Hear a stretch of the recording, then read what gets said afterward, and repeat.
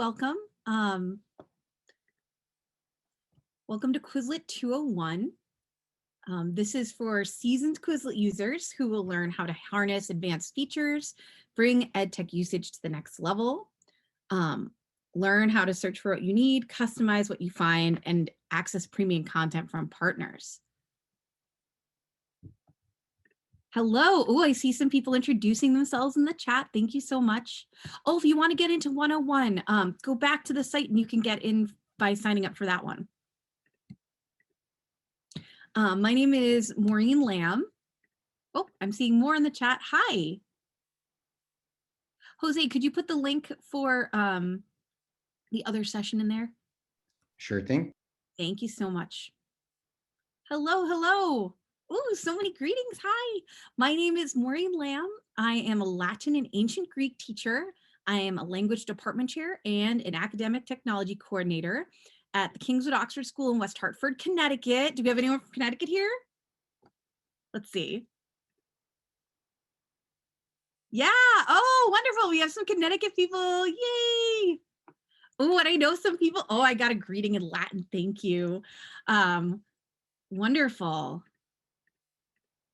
Awesome. So nice to be starting this with great energy. Oh, music appreciation. I was a double major in music in college. So much fun. And so if you want to follow along for accessibility reasons, I know some people like to follow along at their own pace with the slides. Please feel free to go to this link, tinyurl.com/lamb, L-A-M-B, Quizlet 201. Again, that's tinyurl.com/lamb Quizlet 201. Hopefully that will be helpful to you if you're going through this. All right. Okay, post it in the chat. Sure, of course.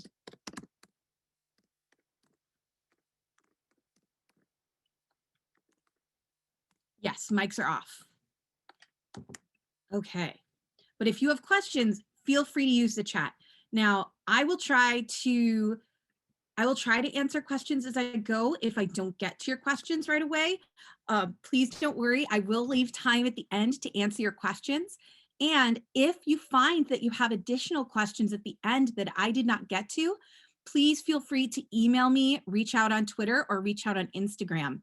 Last year, I had over 100 communications after my session, and I will get back to all of you, I promise. So please feel free to reach out. We are all here to help each other. So again, feel free to follow along as we go through. So here's our agenda for today. We're going to talk about searching in Quizlet.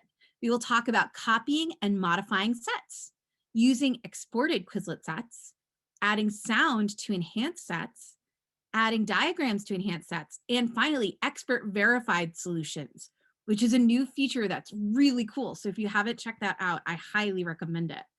Oh, thank you so much. Oh, you made it viewable. Thank you for all of those who did that. Wonderful.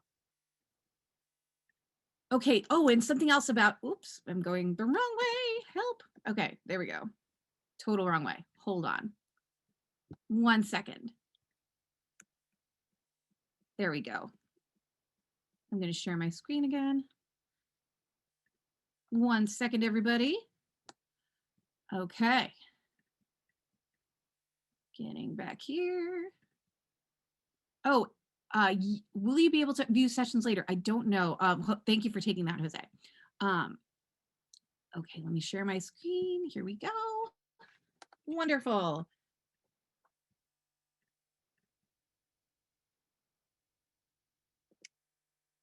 And you will see that all of these are linked. So if you're following along with the slide deck, you can click on the parts of the agenda and it will take you to that part of the presentation. So let's say I wanted to go to search for Quizlet. I click on search in Quizlet and oh, there we go. And all of these are linked as well. So under searching in Quizlet, we will look at recommended for you, search by price, search by type, and search by created by.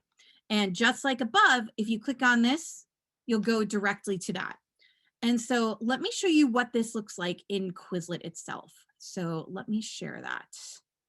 Let me switch what I'm sharing.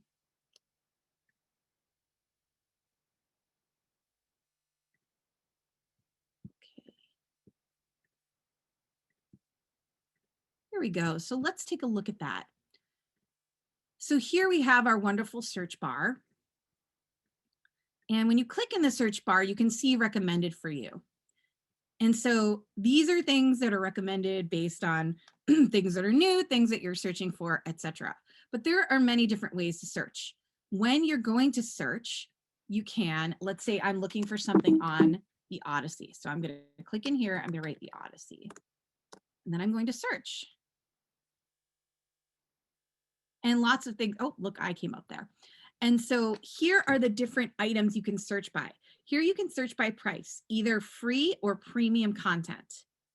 You can search by type. You can search sets. You can search study guides, classes, users, if you had a user called Odyssey. You can search now by textbook. And look, there are ones that come up for Odyssey. Look at that. And you can search by questions as well. So those are all new ones. And also you can search by who created that set. A plus user, a teacher, or a verified creator. And a plus user is a paid user who's not a teacher user. A lot of my students have plus user accounts. Okay. Let's see. So, search by question. Excellent question. So a search by question means that you're searching by a question that would appear in a textbook. So it goes under that verified content. That's an excellent question. Okay, I'm seeing if there's any open questions here. Premium content is content that you would pay for that's created by experts. Yes, and we will definitely, Lori, it looks like we will go over creating sets. So please don't worry about that. And let's see. Okay, I think that's all the questions for now. Yes, so someone wants us to review briefly what we're talking about. This is Quizlet 201 Advanced Features. I don't think it can be searched by language. That's a really good question. I'm not sure. I have not seen that it can be searched by language, at least not in this particular search, but let me see if it can be. That's a really good question. It does not look like it can, but that's a really good, it's a very good question. Yes, you can search by textbooks if the textbooks are uploaded there. Okay, good questions. So let me,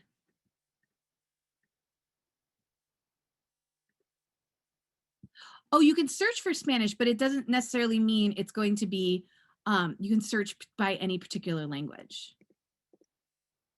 Another thing we're going to talk about is copying and modifying sets. Again, if you want to go to whatever section you're looking for as you come back to this as a resource, feel free to click on it. So this is something someone just asked a question about. So one of the first things you can do is copy to customize something. And so let's take a look at how to do that.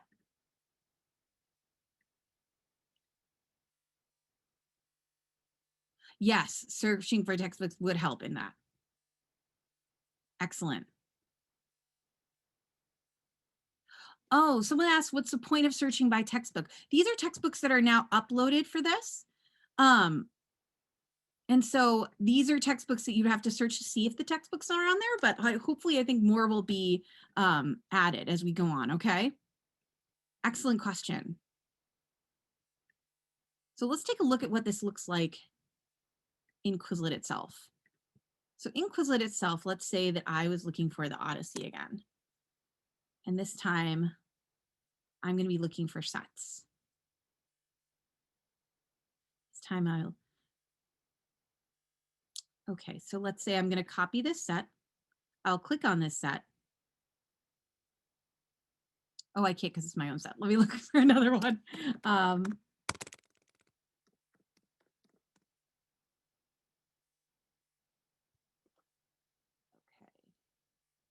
So let's say I wanted to copy whatever this set is. So now I will go to here, which is customize, and I will click on that.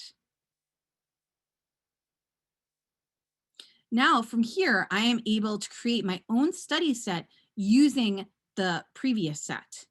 Now I can add a diagram, I can add a picture, I can also change the different items within the set, the different cards. I can add bold, I can add italics, I can add underline, I can add highlight, I can add sound. I can turn off suggestions if I'm trying to put in answers and the suggestions aren't working for me.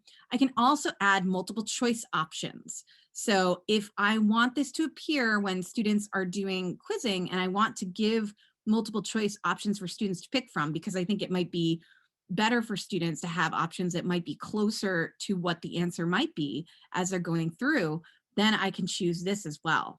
So, or I could add an image if I'm not adding a diagram. So these are all things you can do when you're copying a set and customizing it. You can also change if it's editable by me, visible to everyone, etc. So these are all things you can change about it. Let me see, I think there might be some questions in there.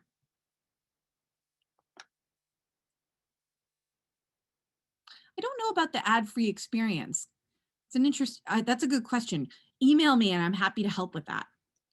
How did I get the search menu? Excellent question. So what I did was I went up to the search bar on the home page and I put in an item. And as soon as I pressed enter, that's where the different search things came up. So all of the options that I'm talking about for customizing are available using the free version, but some of the options, such as the rich text, the highlighting, etc., are only available in the paid versions. That's a really good point. And yes, you don't have, thank you, Nancy, for answering that question. Okay, then you would be able to, oh, where did I find the multiple choice options? Excellent. Okay, so what I did, let me go to another one. So here I'm going to click in here, and then I'm going to press at the bottom, add multiple choice options. Okay, good question. Okay, that is such a really good question. Why is the screen black? That's because I changed it to that. I made it in night mode all the time. I was teaching completely remotely this year, so my eyes get really tired. So I find that looking at something with a black background and white writing just really helps my eyes to look at things better, but it's completely up to you how you want to adjust it. That's a really good question. Why do I have a black background and white writing? I love it. I do it on my phone. I do it on my Twitter. It's really helpful. So yeah, but if you have other questions like that, please let me know. I'm super happy to go over that.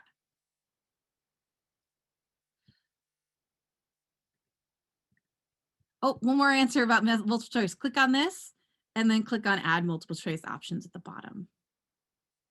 Okay. So moving on to the next thing. I am going to stop share just briefly, take a look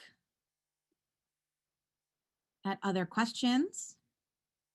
I'm going to go through the textbook feature in just a few minutes, okay? All right. So let me share my screen. Let's keep going through this. So we went over, oh, here we go.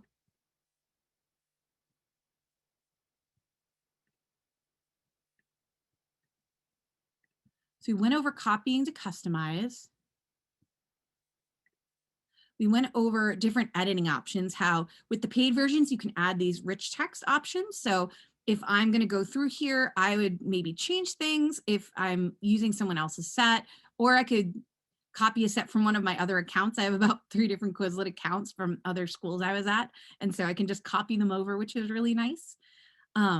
There are also sharing options for the set that we're going to go over in just a second. So let's go back to Quizlet and take a look at how to share a set.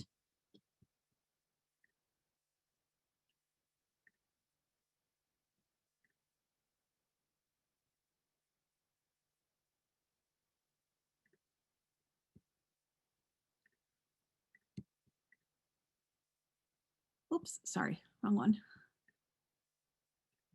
So for sharing options, you've got a lot of different things you can do. So let's take a look at that in actually Quizlet. So once I've created this set, I have a couple of different ways I can share it. But first it's got to save. Oh no. Let's go to another one. I'm not sure what happened there. It didn't want to save what I was doing. Okay, let's go in here.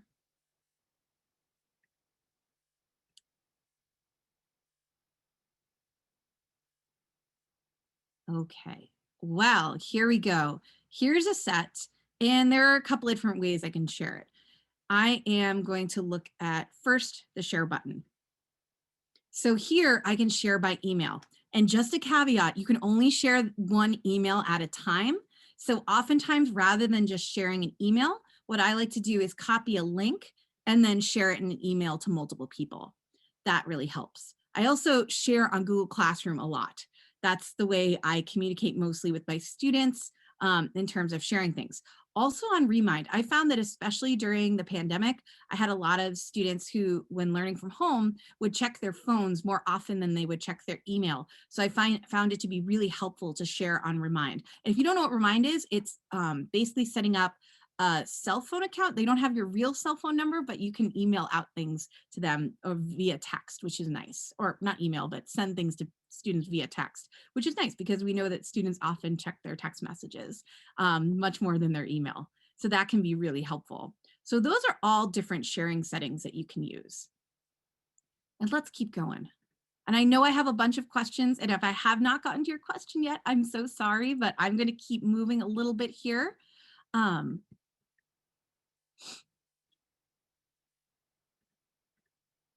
Thank you for your patience.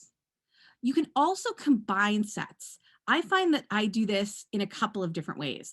I can either import from a Word document, Excel document, or Google Docs, and then I can do it that way, or I can combine sets that are on Quizlet.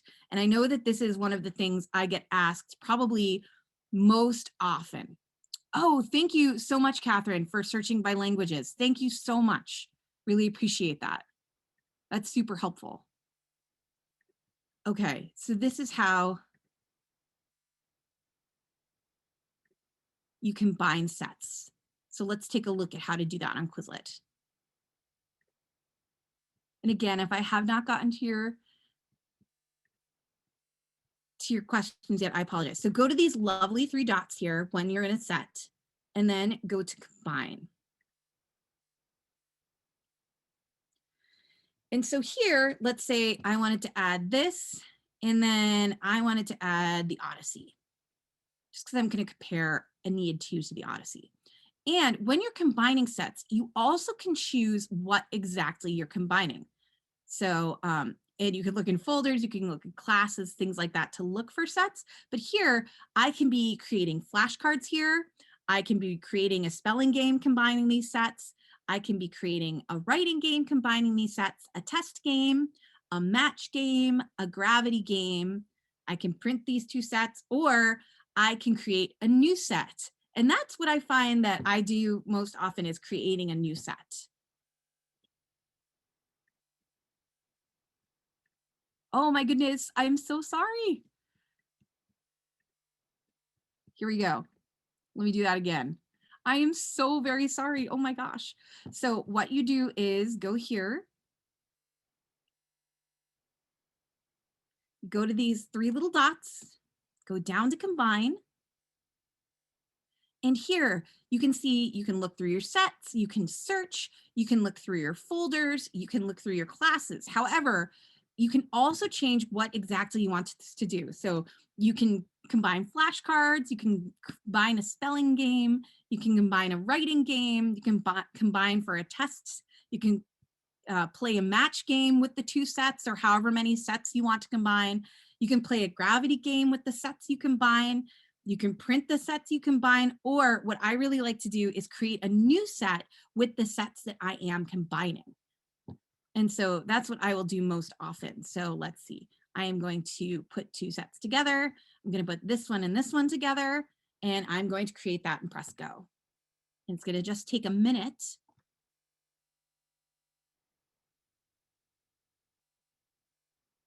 And it's thinking about it. And there we go. So now these are both combined. Ah, that's a really good question, Kathleen. If you can split one set into two, I would say that I know I'm not sharing. Thanks for letting me know. I'm looking at the questions right now. I would say that you could go through and modify or delete things from a set. So let's say you have a large set, then you can go through and modify it any way you'd like. But um, it just depends on how you want to do that. Oh, creating a PDF glossary.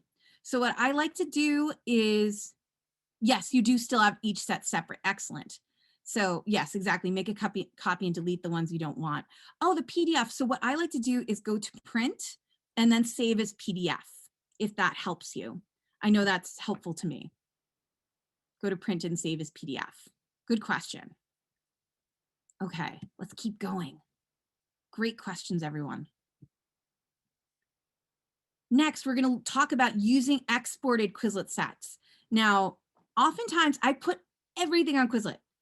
Most often, when I have sets of vocabulary flashcards, if I have grammar and context, if I have diagrams that I have students labeling, if I have literary analysis, all of it lives on Quizlet.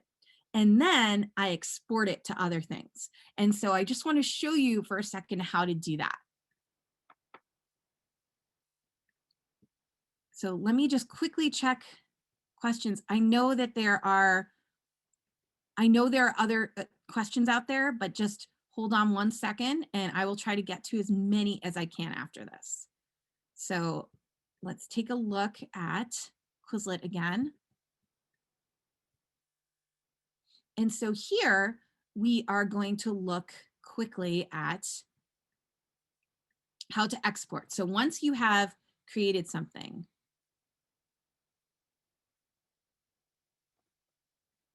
you can export it. So you go down again to those three little dots, and then you go to export. So click on export, and then you can choose what you want this to look like here. And you copy and paste this to other sites.